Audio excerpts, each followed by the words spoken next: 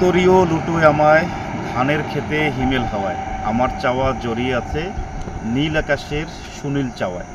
ভাটির শিরনা নদীর কূলে আমার রবি ফসল দুলে, নবান্নের সুঘ্রাণে মোর কাশির মুখে টপ্পা গাওয়ায়। ষড়ঋতুর বাংলাদেশে আজ কার্তিকের প্রথম দিন, চলছে হেমন্তকাল। সবাইকে হেমন্তকালের শুভেচ্ছা।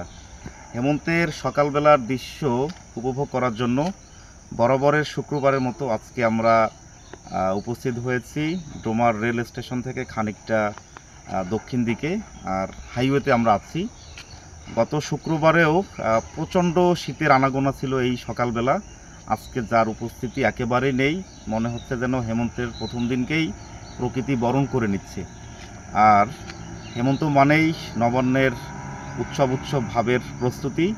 বর্তমান যে সোনালি ধান রয়েছে সেগুলো কয়েকদিনের মধ্যেই কাটা শুরু হবে, পাকতে শুরু করবে এবং গোলা ভরা ধানে ভরে উঠবে কৃষকের গোয়ালঘর এবং পিঠাপুলির একটা উৎসব বসবে প্রত্যেকটা গ্রাম বাংলার প্রত্যেক ঘরে ঘরে, বাড়িতে বাড়িতে।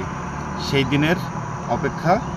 আর এই নবান্নের দিনেই শীতের আনাগোনাও তৈরি হয়, আস্তে আস্তে করে শীতের দিকে ধাবিত হবে বাংলার প্রকৃতি।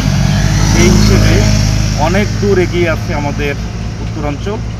হিমালয় কন্যা ঘেঁষিত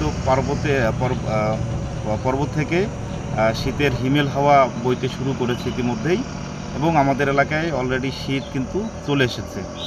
তো সকালবেলা আজকে আমরা এখানে উপস্থিত হয়েছি, আর এই ভিডিওটা উৎসর্গ করছি আমার এক বেঈমান বন্ধুকে, যার আসার আজকে কথা ছিল সে আসে নাই, তাকে মিস করছি। মিস ইউ বন্ধু। নেক্সট টাইম ইনশাল্লাহ কোনো জায়গায় আমরা আবার বের হব। ধন্যবাদ সবাইকে।